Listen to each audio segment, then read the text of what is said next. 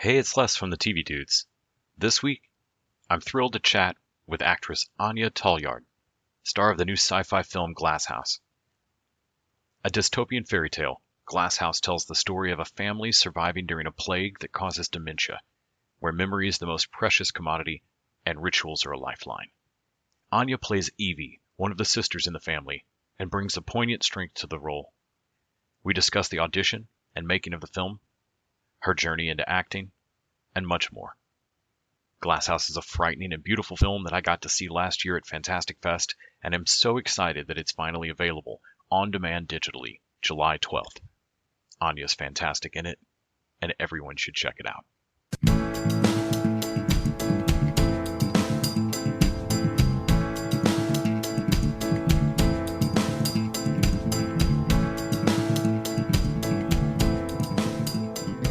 Hi. Hi. Thank you so much for making time today. I really appreciate it.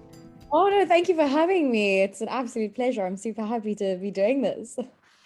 So I got to see Glasshouse at Fantastic Fest Film Festival last year, Yeah. whatever time was 2 years. Oh God, last year I think.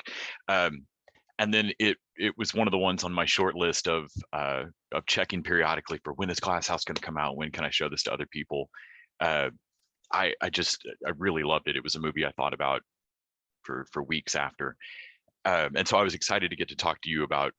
I mean, what your experience was in such a small cast and such an amazing location. Uh, Yeah. can you talk a little bit about getting involved with the project?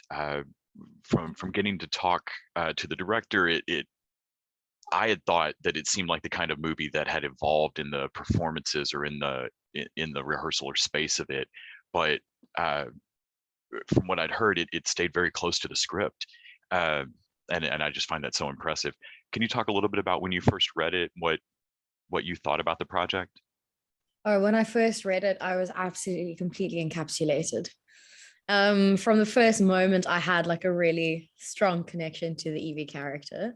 I tried to like stay, like I told myself, don't get connected because obviously you don't want to be doing auditions and getting attached and then you disappoint yourself. But I felt a very strong connection to the script, and it's 100% the type of genre that I love watching. So to be able to act in something that you love watching is like always like amazing. Um, yeah, I was very intrigued by how character driven it is. I mean, you don't find a lot of these types of genre this films in this genre that are character driven. Oftentimes it's just, you've got your one character, they kind of drive the whole thing, everyone else just falls to the wayside. And I was so impressed with how they were able to, I just don't know how they were able to write something that is so Mhm. driven by everyone simultaneously, and every single character brings so much to the storyline and this family unit. So I think immediately I was intrigued. I canceled all my work for the next day, and I I jumped on, like, because they literally was so last minute. They contacted me, or my agent contacted me on the Wednesday, and said, they really need to start like casting their leads. They've seen so many people that haven't been able to cast their leads yet. Can you get this tape in by end of tomorrow? And I was like, okay, I'll try. So I canceled everything and just started my characterization and character work immediately. And it was so much fun because it's such an intense character, but she's got to show such restraint. And I think that's maybe that could be, you'd have to talk to Kelsey and the director, and but Mhm. I I think maybe that's what got me the role is that I think I immediately kind of understood what their version of, like, or what my version of Evie was and what their version Mhm. of Evie was, ended up being kind of similar and the same thing. So I think it was kind of history from there on out. I could see Evie uh, easily falling into just the mean sister or the scold, uh, Bitter one. and uh, and it's such a wonderful. I feel like your performance in it is so wonderful because you really get that she's just trying to protect what they have, Yeah. and comes at it from a different, you know different direction than B, but is just as protective and just as loving to the family, and She's, an discussing this old film without spoiling it is difficult sometimes, uh, yeah. because part of it for me was the evolving realization of what I should worry about or be scared of in this world. Uh, but like you said, it's hard to find future sci-fi or post-apocalyptic sci-fi that is character driven, because so often whatever sci-fi plot thing is takes up so much of the space. We've got Yeah. to explain how the space station works. We've got to explain how, and something that I mentioned to Kelsey that I was really thrilled with is that I understand how scuba tanks work. I don't need an explanation of how the respirators work or how the bonnets work. You can see it. It makes sense. You get it. And we don't spend Yeah. any time on that. We spend all of our time with how these people react to the shred. Exactly. It's just another part of the world. There's so many different aspects to this world, but because it's this family's everyday reality, Mhm. don't have to spend a lot of time on it because it's just accepted. That's the way their world is. And it's There's just, yeah. there's also something to be really powerful about uh, ritual to keep people safe. When you think about things that maybe the reason behind why you're doing it's been lost to time, but you have to do things this way in order to stay safe. Survive. And I loved how quickly the movie gets that across. Yeah. When it came to actually shooting I can't believe that building's real. I know. For starters, It's beautiful. what a coup of a location to manage to get to do this film. Can you talk about getting to shoot in that space? Were there concerns of, oh my gosh, if I break a panel in here, I'm Yeah. dead. I can't. I Don't don't break even any glass. I don't even think we were worried, okay, about the glass at that point. Shooting in that place was sometimes excruciating. Because of the heat that we were shooting in Gonna summertime in ask. South Yeah. Africa. Temperatures get quite high. We were shooting in there the entire day, so it would very often, at a certain point of the day, just become unbearably hot in there, like a sauna. And you've Mhm. got so many bodies squished into such a small space. It sometimes became like quite unbearable, but at the same time, you couldn't help but like just enjoy the beauty of it and how special and unique. I mean, where in my life, I've never seen a structure like that. Mhm. I don't know if I ever will see a structure like that again. And yeah, I felt very privileged to get to shoot in such a beautiful space. And I think the fact that we got to shoot in such a creative space only helped with the creativeness behind this film. And it only helped fuel all of our creative juices being on set every day and having to Yeah. exist in this like nonsensical world. So I think it helped, but it was tough. It got very tough at times.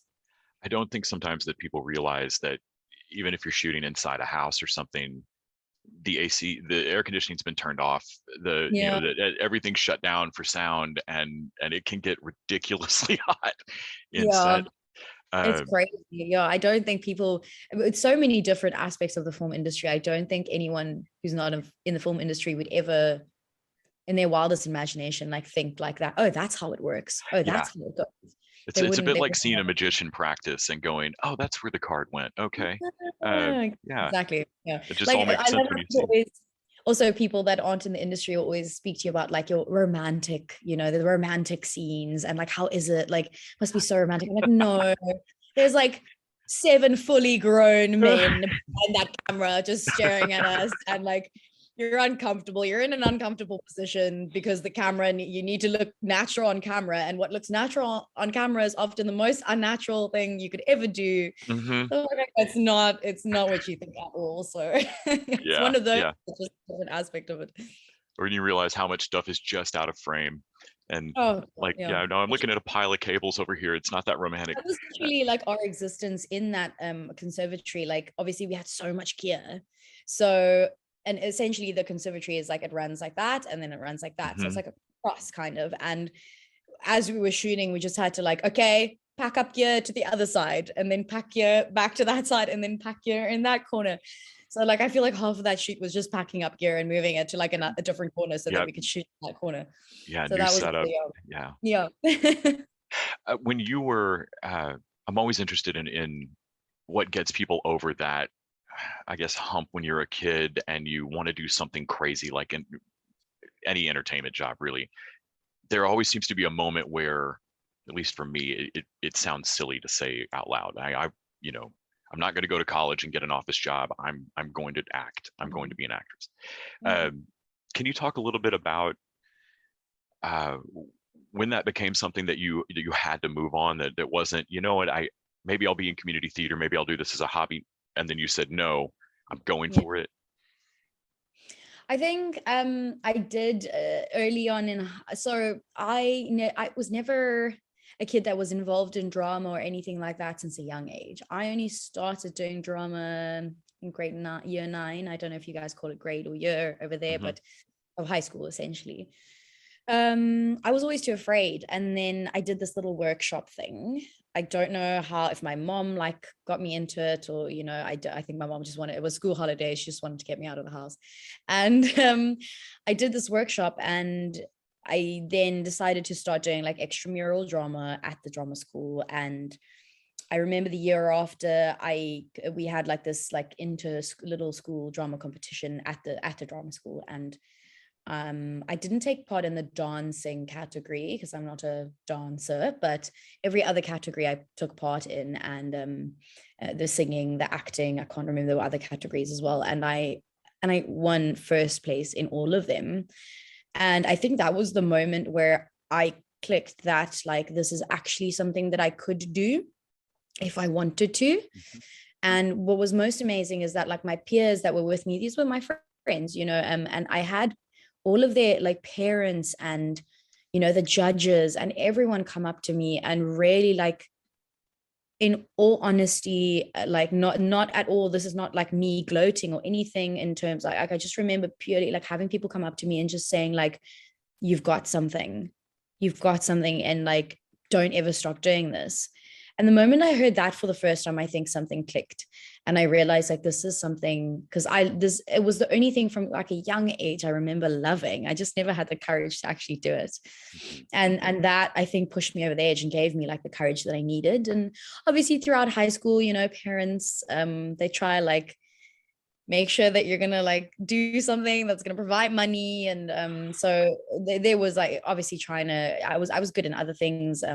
I really had interests in psychology and things like that as well. But I was just very honest with him. I told him like I don't think I'd be happy doing anything else. And I was very, very lucky to have extremely supportive parents.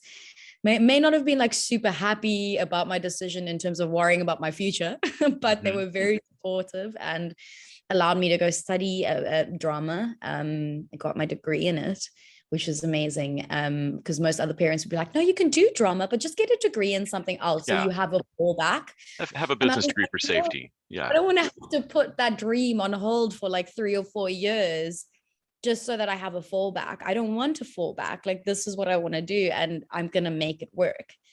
And I've never stopped looking at it like that. And it's really sad because I've had like super, super talented peers, and people that studied with me that are maybe even more talented than I am, but their love for it maybe wasn't always as big, or their motivation to stick in there. And every time you hear a no, to just keep going and keep like growing and learning and what can I do better, that wasn't there, and saw them ultimately leaving the industry. And it's sad, but at the end of the day, if you don't have that, you won't survive in this Yeah. industry. And I've always had it. I've always had that determination. No matter how many times I've heard no, I'll always go for it, because I don't have a particular goal. I don't want fame. If fame is a thing that comes across my path, so be it. But that's not my goal. My goal is to just be happy and to do things that are fulfilling to me as an individual.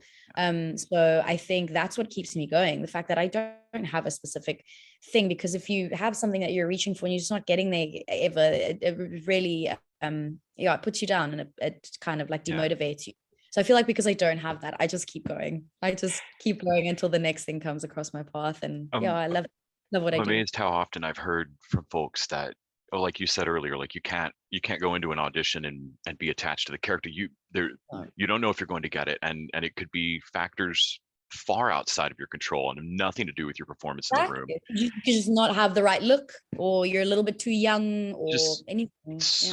exactly. And so you can't be hung up on that. Your job, I had a friend tell me, is to keep going to auditions. If you book something, great, but your job is to keep going at it. Day And job is just auditions, and that literally. can feel so lonely, and like you're the only one keeping the flame lit for so long, that I think, like you said, if you don't keep your mindset right, it really Exactly. can wear you down. And I'm amazed how often actors and writers that I talk to, the major that they almost went for, the career that they almost went for, so often has to do with behavior or psychology or Exactly. neuroscience. It's Even really law. amazing. Actors, psychology, and then law goes like Yes. hand in hand. Yeah. All three of them. And I think there has to be some kind of tied together interest in human behavior and how Exactly. societies there. Yeah. There's something curious there, or you wouldn't enjoy doing your job. I think if you understand how people's minds work, and being able to essentially, in law, like, you've got to give some sort of performance if you're going to be in a courtroom as Right. well, and Right. be able to Yeah. do a believable performance. So it all just goes so hand in hand. I think so. When it came to getting the crew, or rather getting the cast to be a family, and to get that across so quick, were there any things that, I know sometimes you just kind of parachute into a set and do your job, and there's not really time to hang out with the other folks, but Yeah. did you all get to kind of have some bonding experiences to Yeah, make that work? definitely. We had like I believe it was like a couple of days before we started shooting, where we got to have like some really in-depth rehearsal time, Oh, that's which was great. amazing. I think we got to really solidify a bunch of the relationships during that time. But I think I've got to give props to Kelsey and Emma in terms of their casting process. I think they were just so spot on with the cast that they put together, and they were just, somehow they just knew that like we would ultimately have amazing chemistry on on set and on camera. So I think they made it easier for us in that sense. But those time, the time before we started shooting, the few days with the rehearsal time was amazing, like I said, just to solidify everything. And I think the tough shooting circumstances also really helped, because it wasn't just a physical, like, oh, it's hot and we're running and it's very physical. And it wasn't just that. It was also just the pressure of it being COVID. And, one person gets sick, shoot gets shut down. Jess, is from the UK. She might get stuck in South Africa if we have to postpone the shoot. All these types of things. So there was a lot of pressure on us all the time. And I think somehow, what happens to anything, you like put it under pressure and it just somehow comes together. So I think that pressure really helped us, like, just focus and be in that world and become that family. If we didn't have all that pressure, it might have turned out differently. Who knows? Yeah. Well, I think it's a really special movie. I thought of, like I said, I thought about it for a week after. I think every once in a while would kind of drift back to it, and from the look to the performances to just the evolving horror of it. I think you made something really special there. Thank you so much for talking to me about it today. I really appreciate it. Your performance is fantastic. I can't wait to see what you do next. Oh, thank you so much. And thank you for having me. Hopefully we'll get to have another chat about the next one in the future. Oh, I'm sure. I can't wait to see what Kelsey gets to. Well, I know what she's up to next. The fix will be out. Stuff, yeah. Yeah, I think she was in production on that while I was watching Glasshouse at Fantastic Fest. And so the fix is it's in post-production now. So they were busy shooting it. Yeah. Well, thank you again. I know it's afternoon for you. Have a great rest of your day and evening. Thank you so much. Enjoy the rest of the day. Cheers.